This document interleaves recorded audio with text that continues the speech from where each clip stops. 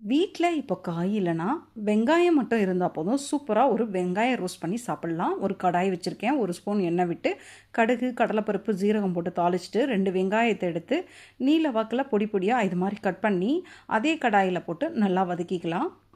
இந்த வெங்காயத்துக்கு தேவையான உப்பும் பெருங்காய பொடியும் சேர்த்துட்டு வெங்காயத்தை நல்லா மிக்ஸ் பண்ணிவிட்டு ஒரு மூடி போட்டு ஒரு 3 நிமிஷம் ரோஸ்ட் ஆக விடலாம். வெங்காயத்தை கொஞ்சமாக மஞ்சள் பொடியும் கொஞ்சமாக காஷ்மீர் சில்லி பவுடரும் போட்டு நல்லா வெங்காயத்தில் மிக்ஸ் பண்ணிக்கிறேன். காஷ்மீர் சில்லி பவுடர் இல்லைனா கொஞ்சமாக மிளகாய் பொடியும் இல்லைனா குழம்பு மிளகாய் பொடியும் சேர்த்துக்கலாம். ரோஸ்டான வெங்காயத்தை ஒரு கரண்டியால் நல்லா மசிச்சு விட்டுடலாங்க. இது மாதிரி மசிச்சு விடும்போது ரொம்பவே டேஸ்ட்டாக இருக்கும். இந்த மசாலா எல்லாம் நல்லா ஒட்டி பிடிச்சி வெங்காயத்தோட டேஸ்ட் ரொம்பவே நல்லாயிருக்கும். இப்போ சூப்பராக ஆனியன் ரோஸ்ட் ரெடி ஆகிடுச்சு.